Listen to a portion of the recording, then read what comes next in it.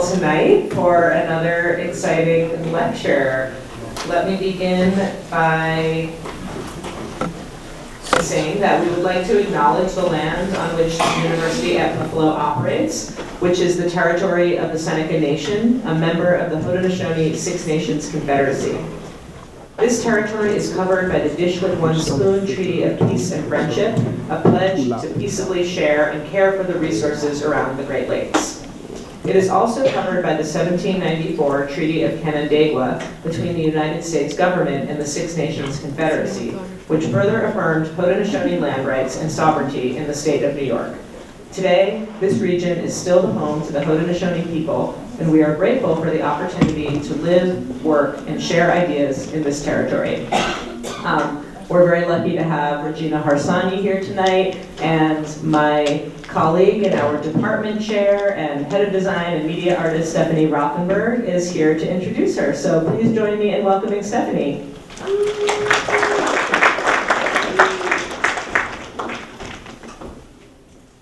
Good evening, everyone.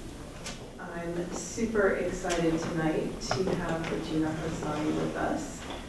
She is the Associate Curator of Media Arts at the Museum of the Moving Image. And I'm just curious, how many people have been to the Museum of the Moving Image? Yes. Well, if you haven't been, I definitely encourage you to go. I'm sure that Regina will encourage you. It's in Astoria, Queens, which is a fabulous neighborhood. And it's the only museum in the U.S. that explores technology of the present moment. So everything about the moving image, whether it's film, TV, video games, and other forms of digital media. So I'm really looking forward to the conversation that we're going to have about the moving image. So Regina is a graduate of New York University's Institute of Fine Arts. And before taking the position as Associate Curator, she worked as a Registrar at Sotheby and also as a Director of Programming at Wallplay, where she facilitated over 200 exhibitions with a creative technology focus. And one of Regina's passions is advising on preventive conservation for media arts. So how do we preserve all this media that we're creating, whether it's plastics to distributed ledger technologies of the blockchain? And she continues to advise on preventive media conservation to artists and very established artists in their studios, art museums, galleries, auction houses, and private collectors. And she's also very engaged in pedagogical practices around it, educating emerging artists such as yourselves on how to archive your work to keep up with these ever-changing platforms. In addition to her curatorial practice, Regina teaches at NYU and is taught at the School of the Art Institute of Chicago, Columbia University, and continually lectures globally. Her most recent curatorial work includes the acclaimed exhibition, Auriea Harvey, My Veins Are the Wires, My Body Is Your Keyboard. And you have to run to New York because I think the show is closing in a week. But I'm sure Regina's going to talk about that show. But Harvey is really a groundbreaking artist that was working in digital art since the 90s, creating online narrative games on early platforms such as Netscape Explorer. Does anybody remember Netscape Explorer? And Windows 98 operating systems. So I'm really excited that you're here joining us. It's really wonderful. And without further ado, please welcome Regina Harsanyi.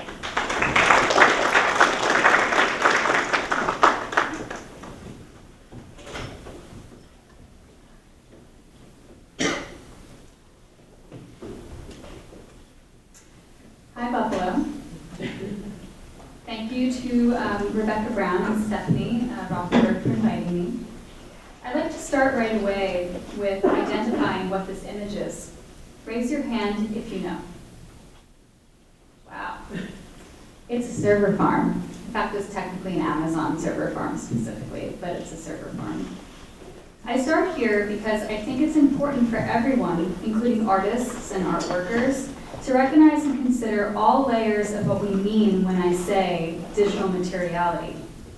Any work that requires electricity to be viewed or to behave requires a hardware source. and that source is a major potential point of failure. There's no magical cloud in the sky, and there's also no magical immutable blockchain permanently storing files. Doesn't exist. Of course, there may be some level of phenomenology to consider around the intangible objects, but they are nevertheless objects that require a hardware source to be experienced. I've worn a lot of hats over the last 10 years or so, and those hats continue to build upon one another in how I operate day to day. I've been a registrar at Sotheby's in New York, director of programming for a startup, and now a media arts curator at a museum. But what has been a through line through a majority of these hats is that I've consistently balanced two specific skill sets, normally kept quite separate in the industry, that of an art curator and that of a preventive conservator. And I'll be focusing primarily on those roles today. To ground everyone in the topic, I wanted to first begin with some definitions. There are many terms thrown around to describe media arts. The tailoring term used in academia is still time-based media. But once defined as an artwork that requires a plug, time-based media art is any artwork that is inherently durational. This can actually extend to performance, and for some, even light-based work, which not only qualifies a Dan Flavin, but I've definitely gotten into debates with colleagues about whether even still images on a screen count as time-based work, as the scan lines constantly move down an analog monitor or the pixels flicker on a digital surface. You'll see here, though, that I also included the term variable media art. This was coined by John Ippolito in the 90s while he was curating media arts at Guggenheim. Sometimes for me, this term actually better encompasses the philosophical, ethical, and practical way of considering these artworks. This means that the concept of the durational is much more than just watching an entire video or play. Duration can be considered in terms of the likelihood that something will obsolesce and need to migrate, or is inherently iterative in nature by the way and how it's installed over time. We could consider all installation art variable, as they're not fixed like a typical oil on canvas or a marble sculpture. Although you could argue there is a history of even works on wood or canvas migrating to new supports for various conservation reasons. Maybe all art is actually time-based media art in terms of its future care, its needs if we subscribe to the philosophy of its definition. And that really brings me to defining specifically preventive conservation, which is my focus outside of my curatorial work. A majority of my time-based media conservation colleagues in general also work within museums, or the majority of their clients are museums. Typically, their work takes place at 3 stages. 1, the primary use case is upon acquisition, or when the work enters the museum to become part of the permanent collection. 2, conservators are often brought in to assess if the work is being loaned or going on loan. And 3rd, the most common reason is if something is in need of interventive conservation, aka something is not working or has been damaged, but we don't like to use that term. Instead, a majority of the work I focus on deals with preventive strategies, which means that I assess, audit, document, create schematics, manuals, reporting, and advisement for an object or artifact to prevent the need for that interventive conservation, and or to prepare strategy ahead of interventive conservation needs. For me, this work often actually takes place at the production stage of an artwork or within the first year of its completion, and almost no one else is doing that. For a majority of institutional conservators, by the time they get involved, such as during that acquisition, the artist often does not remember as many details about the work. This can have detrimental consequences for its preservation. Therefore, early documentation before museums get involved can be invaluable not only for future conservation of the work, but sometimes curatorial as well. For example, if I provide a history of previous installation iterations of a work, it can help inform a future install. So to show some examples here, this Tino Segal work is really interesting from a curatorial and conservation perspective because his intent is that when the museum acquires this work, they have to memorize it. The instructions can't be written down, there is no manual. And so if an employee who is given the instructions leaves the institution, they have to pass that knowledge down orally and has to stay within their memory.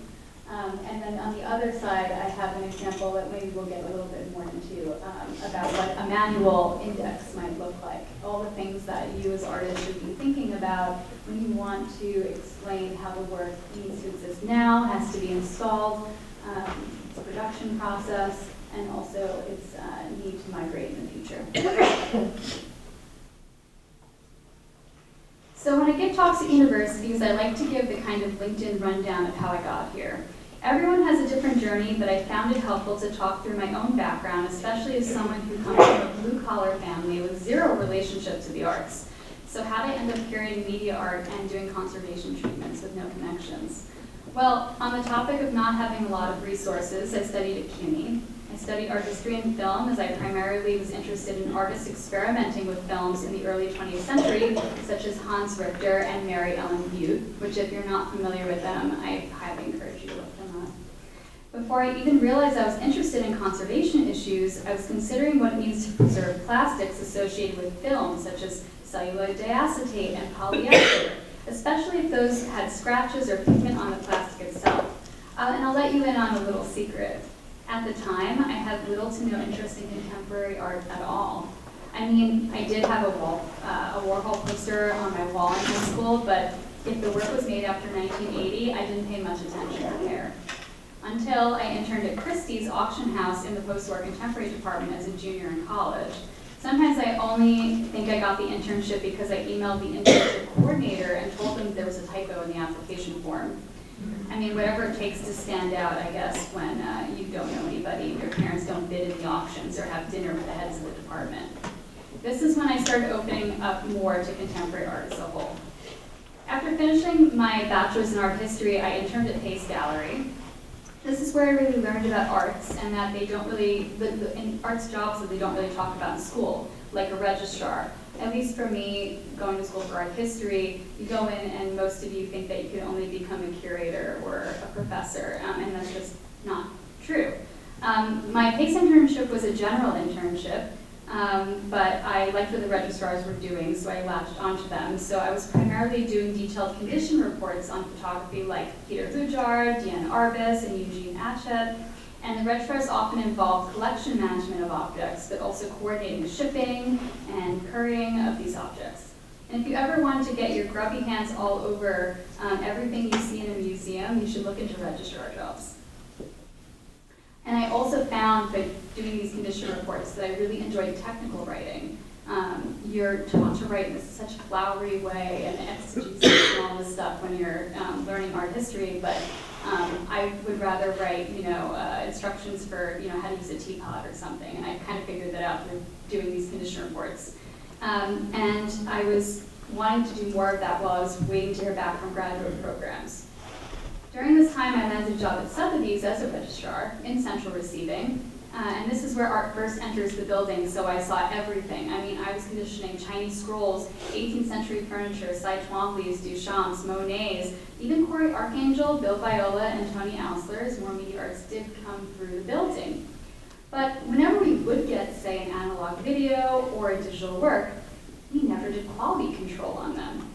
Quality control or quality assessment is commonly used in the film industry, but also in time-based media conservation, where we use a set of software tools to analyze the visual and the sonic waveforms, and really just simply watch the entirety of the work to check for condition issues. I asked the specialists at Sotheby's why we weren't doing this, and they would just shrug at me.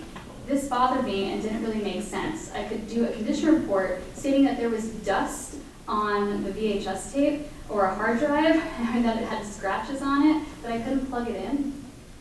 I continued to work as a registrar while I was in graduate school, but this is while I was at the Institute of Fine Arts for a master's in art history, and I thought I would continue to focus on this 20th century interwar period art history and Mary Ellen Bute kind of stuff. But the conservation program had recently received a Mellon grant to create a time-based media conservation program, and it's still the only program in the United States. I had the opportunity to take specialized classes and attend talks, which would help validate the need for a degree-granted program in the US. And other than us, there's really only a program in Germany and Switzerland, so it's really tiny. It remains the only program in the US, and I also had the opportunity to engage with moving image archiving and preservation programs at NYU for degree credit. And some of the most influential professors, unfortunately, no longer work there. Two are now emeritus, and one is teaching at UCLA. But these are some of the most influential classes that led me down the path of conservation. Especially in my first semester, I took a class with Glenn Wharton. Glenn Wharton's the first time-based media conservator to ever be appointed at Museum of Modern Art.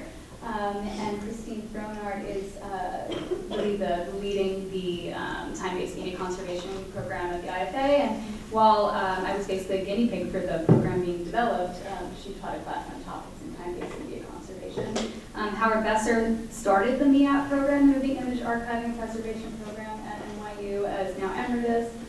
So I took that course as well. And I used to fight with him about film preservation versus digitizing, but I've changed my mind since. Bill Grant still teaches film preservation and also does this as a consultant. That's a good job. And Michelle Marincola, issues in conservation ethics. Ethics is so important to conservation thinking. Maybe it's an unfair comparison, but I often relate it to like HIPAA laws in the medical field. If you go to AIC, which is the American Institute of Conservation website, you can read kind of the ethics behind how we do what we do. One of them being that anything that you do as a treatment needs to be reversible, which is a challenge. After finishing my degree, I would start working with one of the speakers I met during these topics in time-based media talks, Caspian O'Radin. Cass had just left the Museum of Modern Art to start a private time-based media conservation consultation and needed help. I worked with Cass to pick case studies for clients such as Museum of Moving Image and could review its Smithsonian Design Museum. We would then do gap analyses to understand what resources were needed from these institutions to properly steward these more complex variable media works, conduct technical artist interviews, and create acquisition, display, and preservation plans. I would continue individually to work with MoMI through grant cycles up until now, where I work with them full-time in a curatorial capacity. I'm still doing preservation work too, though. I like to say 2 hats, 1 salary. So the other point I wanted to make was, if you're a student, you heard me say, I didn't have any connection to the arts, you need to start networking now. Nothing's stopping you from volunteering, doing internships, and meeting people who are like-minded with as you outside of U Buffalo. And those are the people who are going to lift you up, after you graduate. So if you're not getting out there and getting outside of your institution, you have to. And so these were some of the places that helped me. I mentioned I interned at Christie's. I was in the post-war contemporary department at a time when it was some really important people were there. Dumbo Arts Festival, which no longer exists. I think I volunteered there for 7 years, and they eventually started paying me to do that. And as I said, it no longer exists. And the New York Film Festival. It's very easy to just go to this amazing festival and meet all these directors and actors and people who do end up in these industries by just signing up and volunteering. So it's all out there for you. You just have to grab it. So back in 2017, 2018, I was simultaneously working with Caspian O'Radin as the director of programming for an art-focused startup called Wallplay, which the pandemic sadly killed off. From 2014 to 2020, Wallplay was a radical model where we would convince landlords to forego the tax incentive of keeping their spaces boarded up so that we could host free public creative technology programming subsidized by brand activations just a few doors down. At its height, we had 26 locations across Manhattan and Brooklyn in areas that were already way past being gentrified. And our most well-known initiative was on the east side of Canal Street, called On Canal, from 2018 to 2020. So as was mentioned, I facilitated, I didn't always curate, that would be impossible, 200 exhibitions over 26 spaces in 4 years. This is just a very small example of what I was doing, but this is an amazing work by Andrew Erdos that we showed in the Seaport. A, B, and C had this generative audio and visual installation mesh that they created that took over this entire space on Canal Street. There's a group called Hover. We showed this installation multiple times. The image doesn't do justice to like the illusion of what you see in person, but it's really wonderful piece, also audiovisual. And then this is a work by Fusku at the bottom that had an app. It was also very musical, actually. Luis Fu is also a musician, where you would take the iPad or your phone and you put it up to the symbols they created, and it would play music in different configurations depending on how you pass them across the shapes. And did this with scrims and textiles. And then Demoda is a project with Alfredo Salazar Caro, where he would work with artists who would make works that were native to virtual environments, and you'd enter with VR headsets. And what was so special about that example, and really many of these examples, is 2 out of 3 people who entered our spaces, which were completely free and like off the street, and the idea was for it to be not intimidating, like walking into a museum for like the average individual, is 2 out of 3 people had never put a VR headset on before. And we love the idea of being able to introduce people to technology and through art, so they're not just associating it with commercial video games or marketing, and maybe seeing a new way into how to interact with this technology.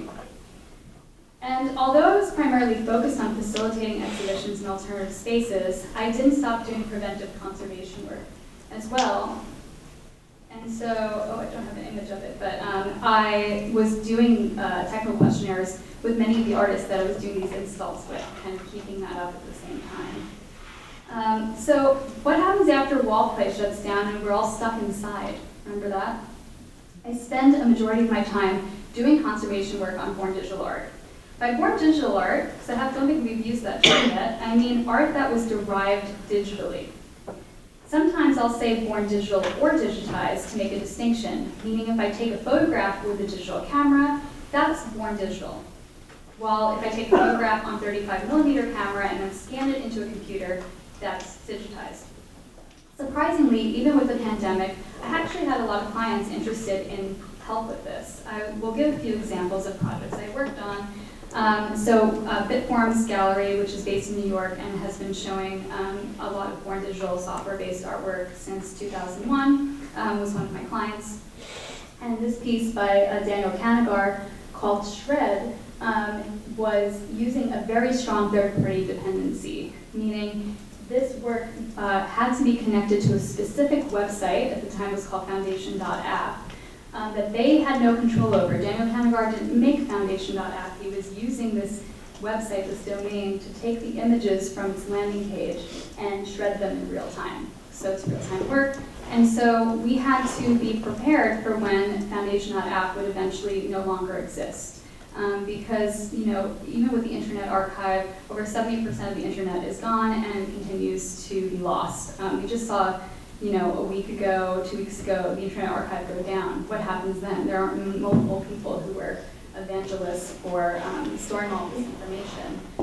So what we did a lot of things. First of all, we had a manual that explained to the collector that this work would continue to have versioning and update. And so the idea of a collector purchasing something that isn't finished or needs to change over time is kind of a novel idea, and luckily they were open to this.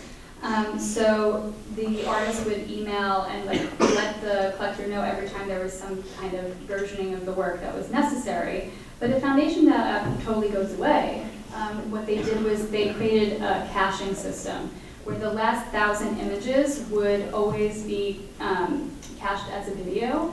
And then so if the piece went down, it would pseudo-randomize the last 1,000 images forever. And then on the right, we have a piece by Crayola. This piece was sold with an NFT. And most of the collectors would go to this website, OpenSea, and they would think, that's the object.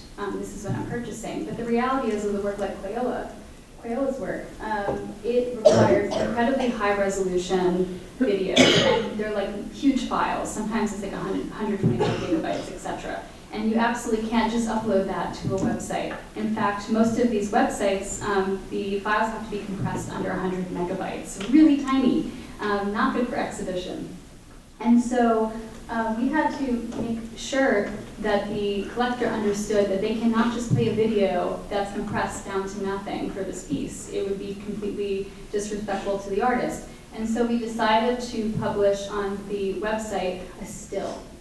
And this actually made collectors kind of angry because they just have no idea like what's to be expected. And so we published a still, and then they had to come to us to get the full archival package, which included the high-resolution video.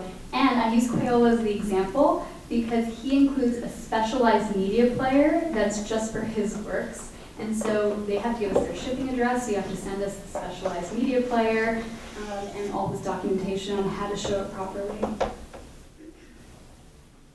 And then with Sotheby's, I worked on a project with an algorist, Roman Frosco, who sadly passed this year.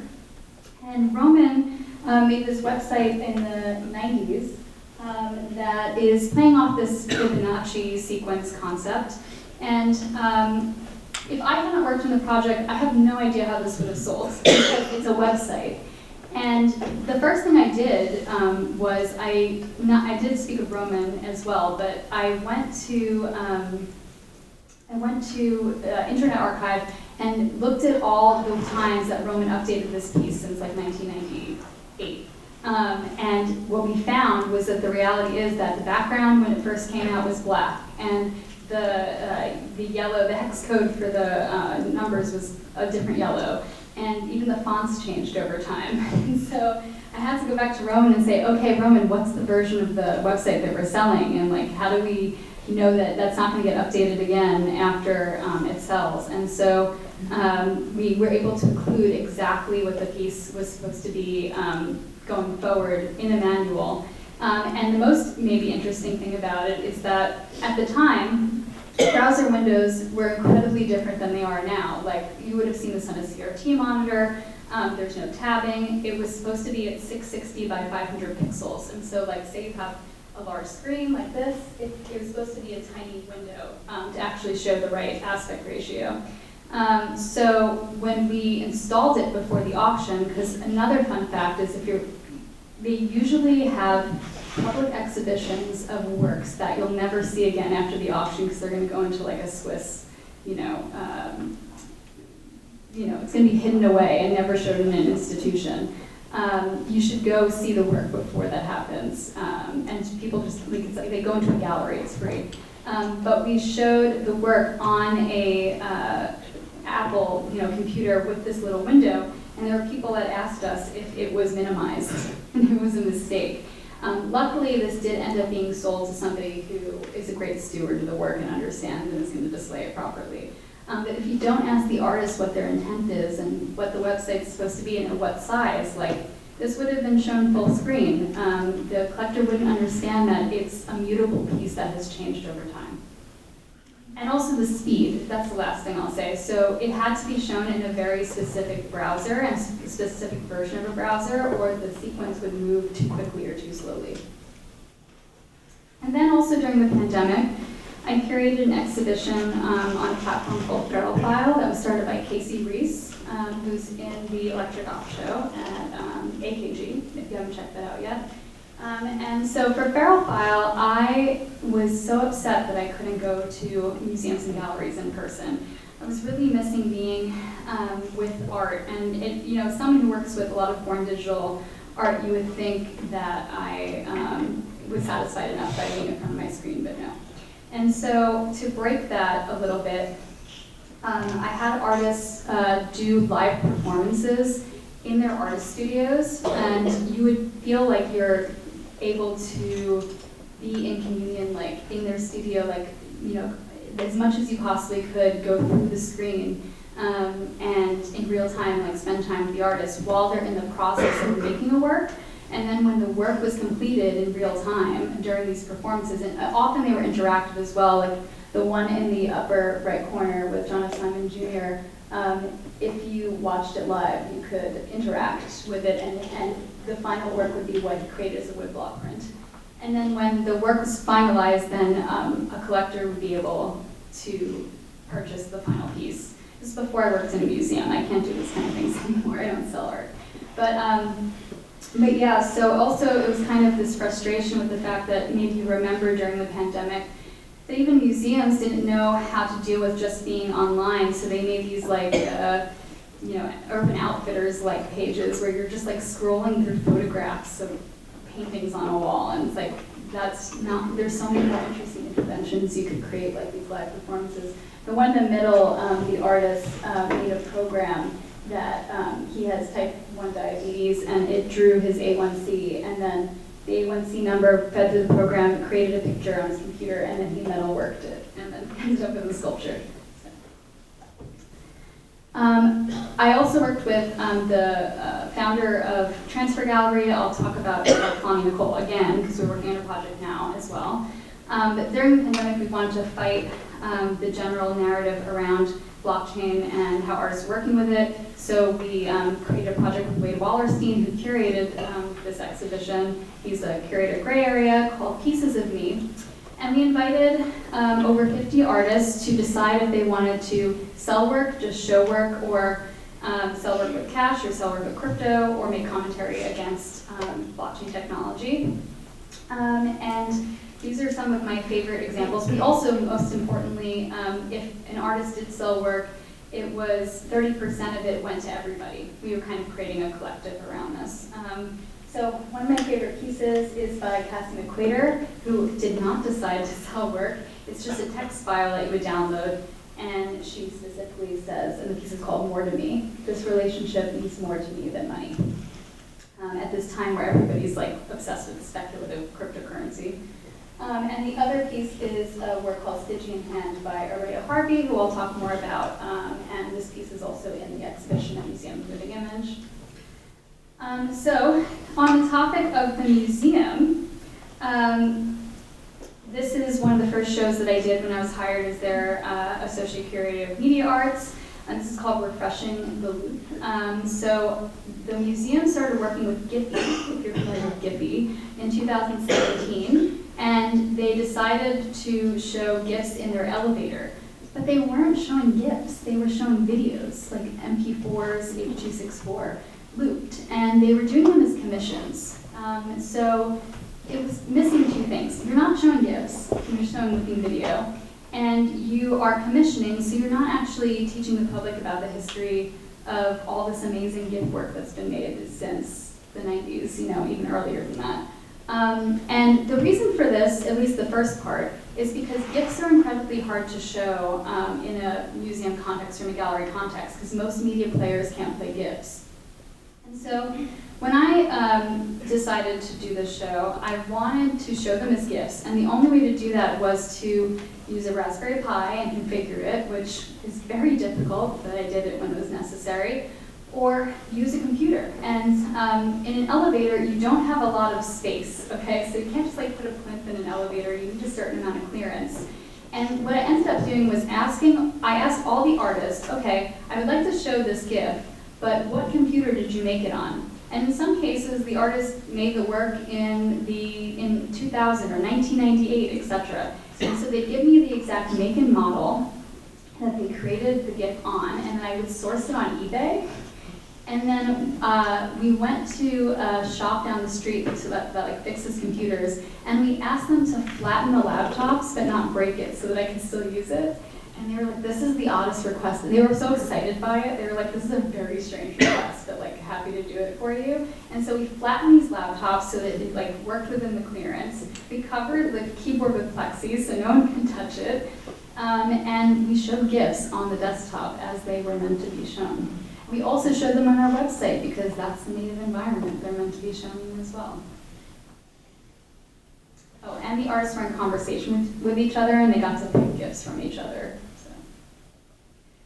And then a series that's just ending now, or really just ended, is we have a 50-foot media wall at the museum, and I did a series called Easel Engine. And for this series, it was all about artists who are working with game engines or, making commentaries on the history of video games in some format, but passively. So this idea of like, what is your experience standing in front of something that feels like it's in dialogue with video games, but there's no play. Like the intention is that there isn't play. And so this is just one example. This is a work by John Preventure, and John was playing with this idea of like Wolfenstein ray casting, and there's paintings on the wall and a sword, and you're bouncing through like you would maybe remember like a Windows like 95 or 98 screensaver. And what I find most interesting about this piece is that we gave away open editions for free as digital objects.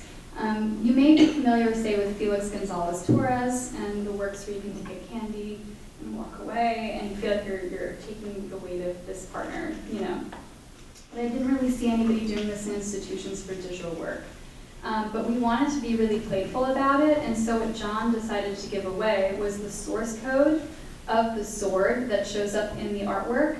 And if you download this, not only is the source code in the shape of the sword itself, but if you actually compile this, it's an application where you can change the color of the sword and run it yourself.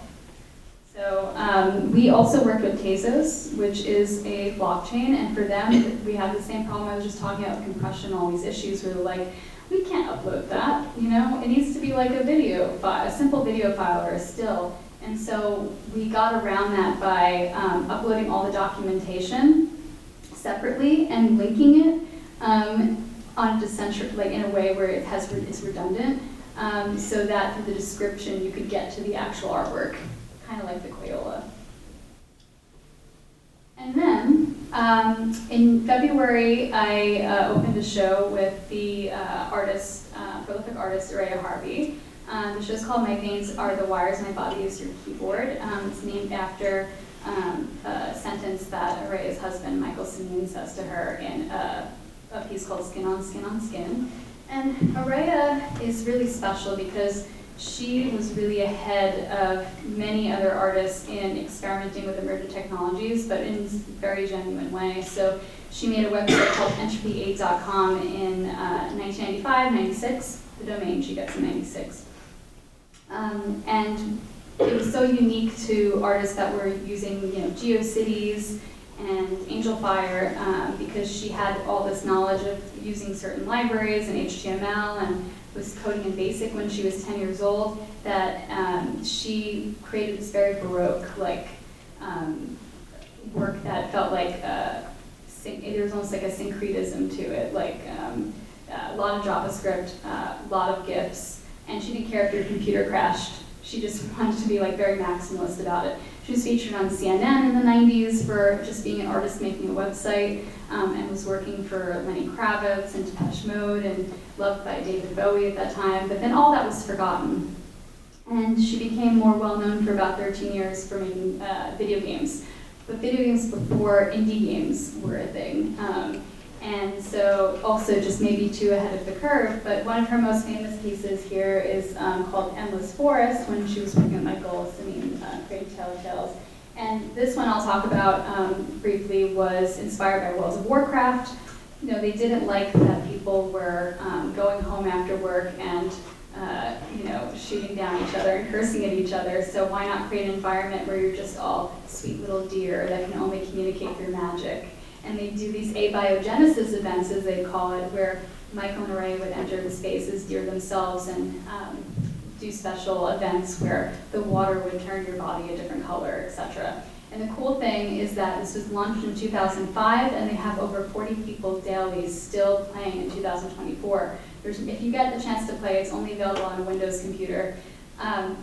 They are still updating it. There's still like a very rich community, and yeah, people want to just chill out in the Endless Forest.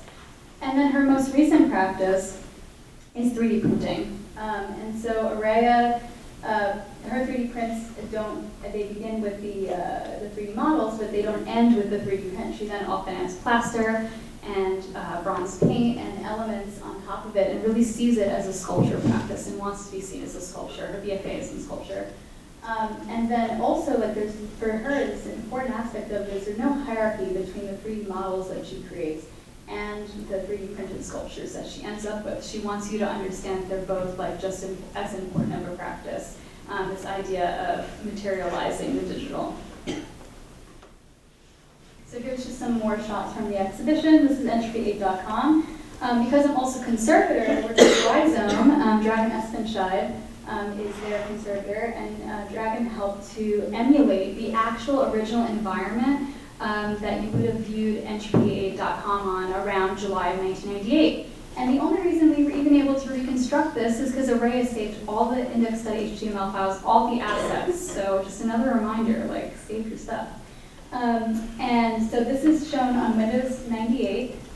It's as an emulation of it, and Netscape 4.79, as Stephanie had mentioned. And the great thing about it, too, is the way we're showing it is it really is Windows 98.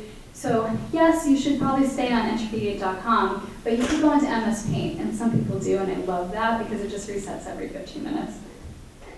And then these are the sculptures, how we're displaying them. We're showing the 3D prints right next to the 3D models that actually are manipulatable by your hand.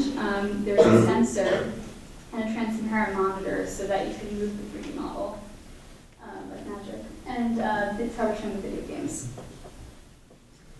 So the last thing I wanted to talk about, or second to last thing, because now I'm working on something with Kalani, as I mentioned, is some steps that you can take right now as an artist. And so this one is a little bit specific. There's some allusion to NFT because this was for a workshop I taught with IBM a few years ago. But start thinking about if you're working with, especially the digital files, but in general, like the difference between a web copy and an exhibition copy, for example, like, and an archival copy. Those are already 3 different files for the same artwork that you should be thinking about. On top of that, think about something we call a mezzanine file, the working environment that you are making the piece in, like in Adobe, for example. And think about how much access you actually have to the source code and the data of that working file, and how that might affect the ability for that work to open and exist in the future. Think about how many third-party dependencies we talked about, Daniel Kanagar, and using a website that he had no access to. If that goes down, he can't do anything about that. Think about how much of that is related to your artwork. Include a manual if you can. You know, I showed you the index.html, not index.html, the index file at the very beginning to kind of see what you can include, the description, how you want the work displayed, etc. And then a plain text file I almost always include with these packages, because if anything's going to survive, it's the TXT file, maybe. We don't know how much the hardware is going to change in the future, but it's usually a summary of what's included in the manual and what file, you know, it's just a list of what files were included in the package. And then checksums. Does anybody know what checksum is? Raise your hand if you've heard this term before. Oh, okay, just like 3 people, that's good.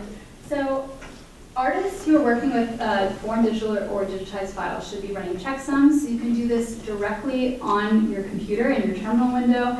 I know that sounds scary, but it's not, I promise.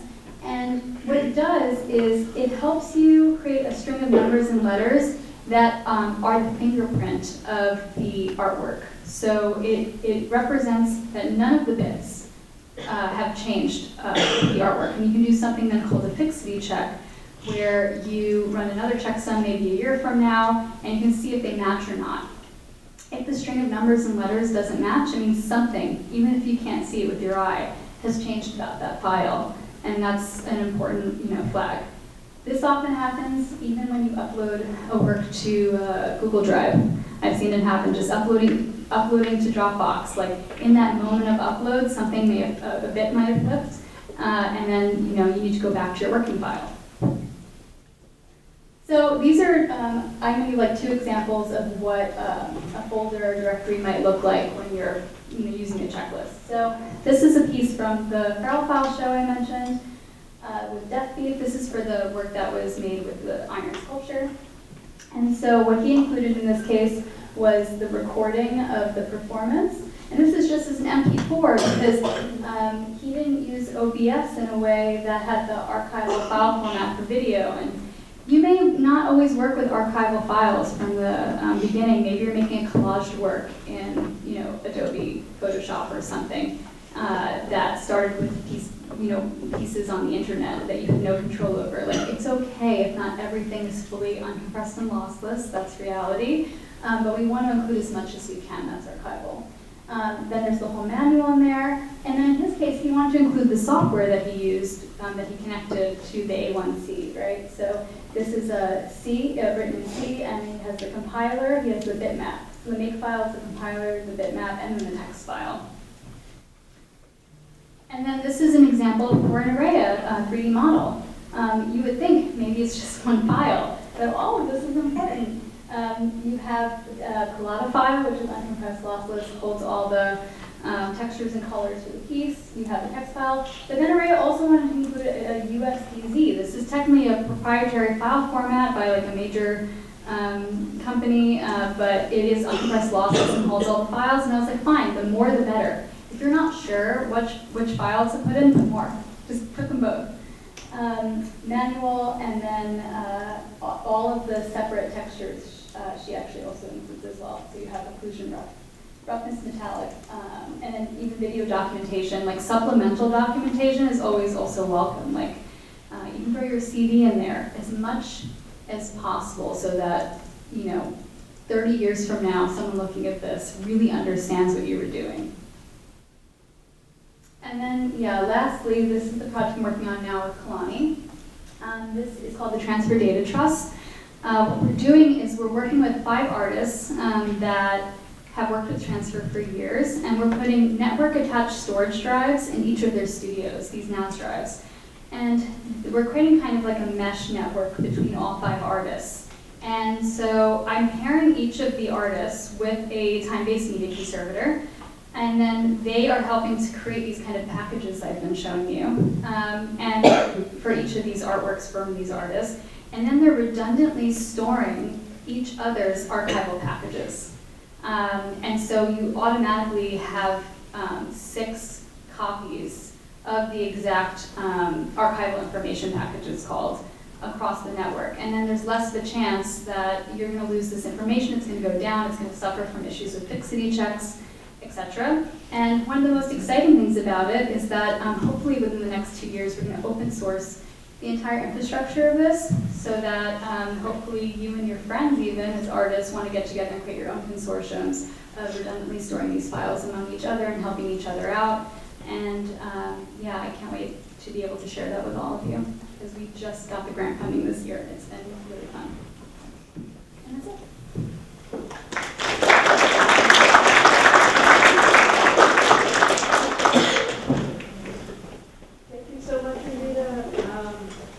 Questions? The floor is open.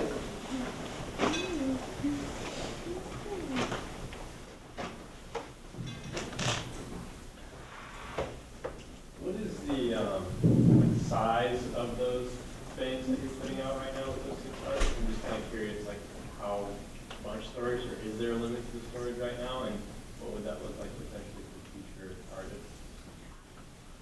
Yeah, so thank you for your question. These network-attached storage drives, often they build them in a way that it sounds very technical, but they have these RAID systems, it's called, 5 or 6 RAID. And what that means is even on the network-attached storage drive itself, when you upload something to it, it automatically redundantly puts it on multiple hard drives connected to that. So that's even more, it's more actually than the redundancy. It mentions more than 6, it's like times, whatever of that. And the way that they build these racks that hold these RAID systems is so they can be expanded. So I think our current one is 16 terabytes for this project. At the museum, ours is only 8. But we don't collect rapidly all the time. We have to make a lot of considerations. But you can always add more to it. And so 16 terabytes should be enough for some time. That's a lot. But as I mentioned, quite a bit of the work, especially video work, can be upwards of 125 gigabytes just for a single piece. Yeah, hopefully that answers your question.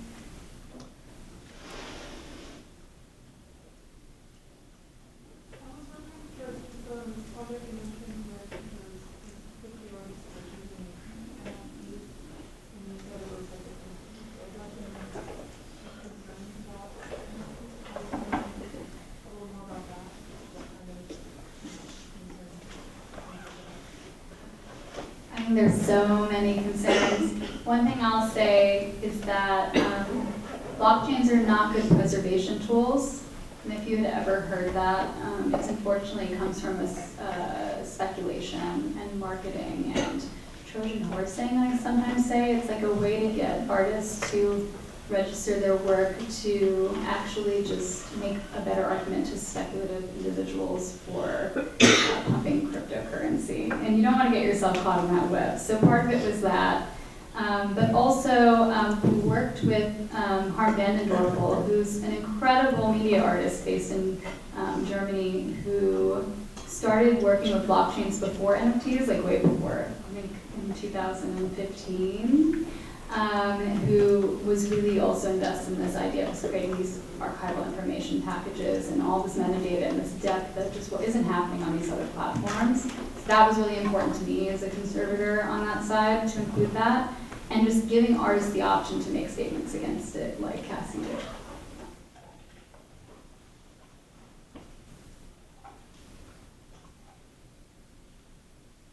So, I know that you talked a little bit about working in film, and you're really interested in artists that are processing film. And there seems to be a resurgence of artists working in film and doing different kinds of experimentation to the film and using it more as an object. And I was hoping maybe you could talk a little bit about that, like why you think there's this resurgence in some of the interesting works that are being created. I have so many thoughts in my head about that history because the resurgence to me, you have things that ebb and flow in cycles, right? So there was this huge resurgence happening in the 90s. And we get this term the cinematization of the museum because suddenly all these artists want, well, first of all, museums are showing a lot of video work around this time in that context. And then artists wanting to push back on that by making more work on film. And maybe the most popular artist that came out of that was Tacita Dean, right? This movement doesn't feel as extremist as that, as we don't like video art, so let's put more loopers showing film in the museum. But what we do have is, I think I almost want to see more of it, this desire to, get offline. And you see even high schoolers now, or maybe even some of the undergrads here, that are choosing to use analog cameras or buying the disposable cameras again. I find that kind of exciting. It's I like that rebellion almost, or just wanting to push back and say, let's not forget that there's analog media out there, and that I talk about digital materiality very briefly, but also just tangibility of media in general. And so I think it's something that we're going to keep seeing cycles of,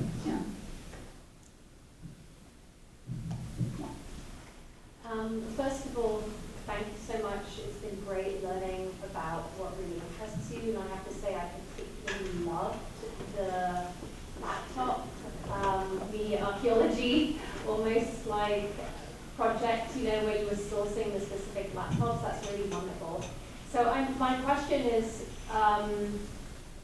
more about that, more about actually building on Stephanie's question, how much new media art you see that is kind of speaking to the past in that way, and also how interested are collectors, because they are so object oriented, right? So, and object specific. So if you can answer that, that'd be great. I will start at the end of your question and say there's so few collectors that care about media art even still. I mean, truly care and really think about everything I've spoken about. It's less than 10 globally, really. It's been that way for a long time. And then you have all those speculative collectors that came in after, especially 2021 with blockchain technology, and they'll show work on a random 16:9 monitor and the wrong aspect ratio of black bars, and don't think about it at all because they just don't care. They're not engaging with these conversations that have been happening for many decades. I mean, curators have been showing media arts in some form or another since the 1920s. in white cube space, and like there's just been complete disregard for that, or like almost desire to erase that history for some reason, like post 2021. So how many, to answer your other part of your question, how many artists are thinking like these new archaeological ways? I think I kind of seek it out personally. I'm realizing as you were asking, it's like I'm personally attracted to that, and I know a few. One I really love right now is Chiam Masola, who's a Filipino artist who's definitely playing with this and CRT monitors and old school aesthetics. And when I say old school, like you see a lot of 90s aesthetics coming up now, and seeing a little bit of that Tumblr era, which is like makes me feel old. It's like, oh, now that's just like an aesthetic we're playing off of. But for me, I'm also making a ton of statements here on display and how much we should be caring about display. I'm kind of speaking to those collectors as well who are using that, or speaking to artists and reminding them that like they have a say in exactly how they want to show the work, even if it's with obsolete technology. So. Do you have some sort of ideal goal? How far into the future would you like these works to be preserved and playable? Because, Such a controversial question. We have physical works that are 20,000 years old. Yeah. Right? How far into the future do you expect these to be viewable? Well, the important thing to keep in mind is mutability, is the migration mentality, I call it. You have to have a migration mentality as an artist, as a curator, as an arts worker of any kind, that you may not have access to the hardware apparatus or the specific software, the specific programming language, or these third-party dependencies. And so thinking about, artists should be asking themselves, what is the artwork? It sounds like a simple question, but it's not. Often the artwork comes down to the concept around the artwork.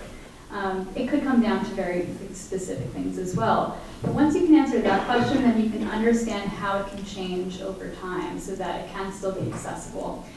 We also have something called emulation now, that as long as we have access to software and a plug and all these things, it's more complicated than that. We can emulate environments like I did with entropy8.com, Windows 98, and on a CRT monitor, which CRT monitors we're having a lot of we're struggling with keeping those together into the future.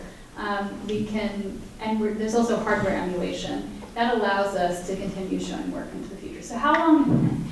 I would try to always think 100 years ahead. That's like, but with climate change and thinking about how, potentially by 2080, the Earth won't be inhabitable by humans, I end up thinking about, okay, so if there are other life forms, like, will they need access? And then how do we have to keep that like subterraneously? Because, so it's a big question, because even librarians and archivists, all of us are thinking about like beyond human at this point, and thinking about like the subterraneous nature of things and keeping things cool. And the last thing I'll say about that that's super important and related is there's been a big hype around DNA storage recently, and saying, oh, in the future, like we could just transcode everything to DNA, or I actually find it interesting when people talk about rocks. It's like, yeah, let's transcode these born digital art into rocks. It's like, but that's so complicated, and it actually doesn't work in terms of being transcoded back. And I've talked about checksums, like if you even redundantly place a video file into DNA 1,000 times, to do a fixity check, you have to denature the DNA. So it's like not, the solutions are all over the place. But yeah, I still try to think 100 years ahead.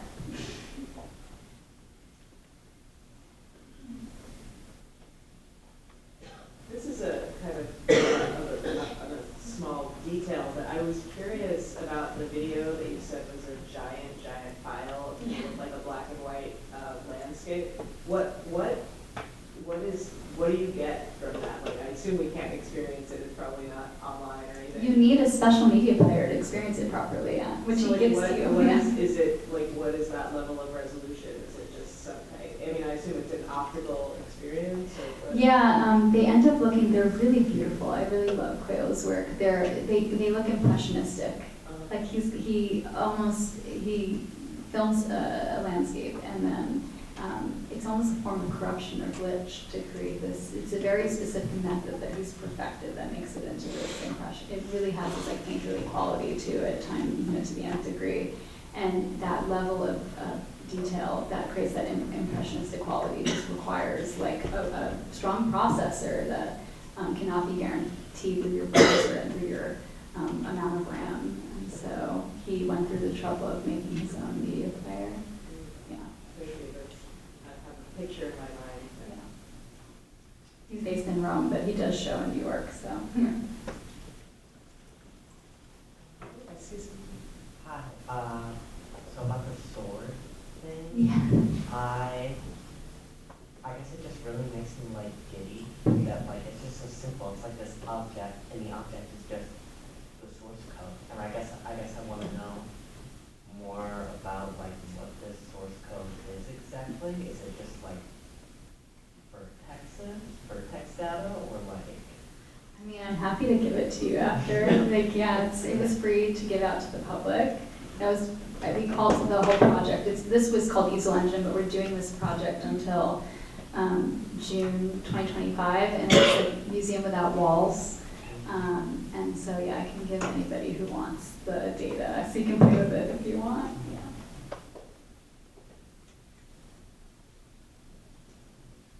So we also talked a little bit about malware, and I started thinking, watching the presentation, like, what is the fine line between it being artwork and exhibiting it and preserving it and issues of security and safety? Like, it's just such a big thing, and so I was just curious. I know it's kind of a big question, but. Man, it is a big question, but one work I encourage everyone to look at was called Biennale.py by Eva and Franco Mattis, and it was at the Venice Biennale in, I want to say, the late 90s.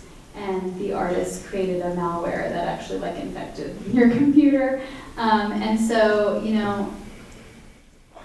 I can't really speak to the museum ethics of that, because I think the whole idea of it is to rebel against that. I think I was talking to the student earlier about institutional critique and how if curators like institutional critique too much, it's probably not good enough to be institutional critique. I don't know, but I love that topic. But it also makes me think of a different work by Faith Holland. Faith Holland is an incredible artist who just had a whole series where she grew molds on laptops and displayed them. And so I call it like the conservator's headache a little bit, but I mean it in a very kind way. It's like, yes, you could create these archival packages, and they're really helpful for the preservation of your work in the future, but don't let that stop you from using the materials that you need to use to actually, like, that are the intent for you and the concept that you're trying to articulate. And then it's our headache to figure out how to put molds in our collection or malware, and think of the security risks of that. Maybe it's just about signing a waiver and just taking the liability off of us, but I'm willing to go that far to show more subversive work like that. How did they figure out how to do it for mobile computers? They didn't. I mean, it's like, oh, It's in her house. yeah. Yep. It's really good work, though.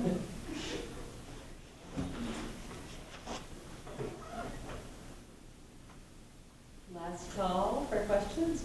I just wanted to ask, are you very well versed with like the history of cryptography? Oh, yeah, there was a point where I was doing a lot of research on this because for transfer data trust, we had to, because there's aspects of it that we want to make public. I don't mean the open source side, but so that you could access the inventory and things like that.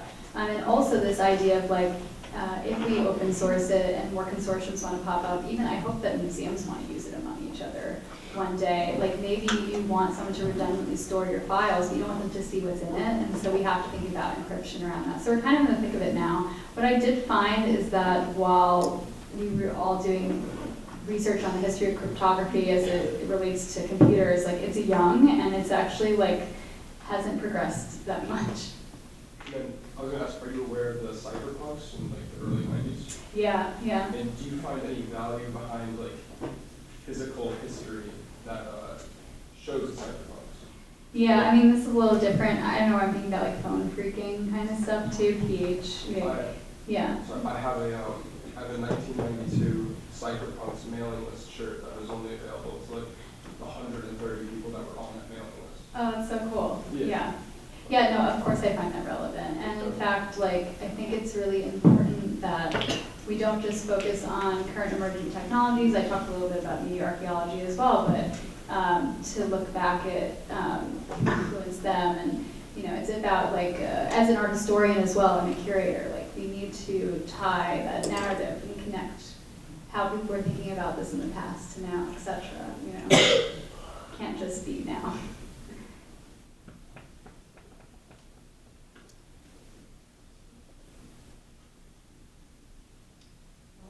Well, big round of applause for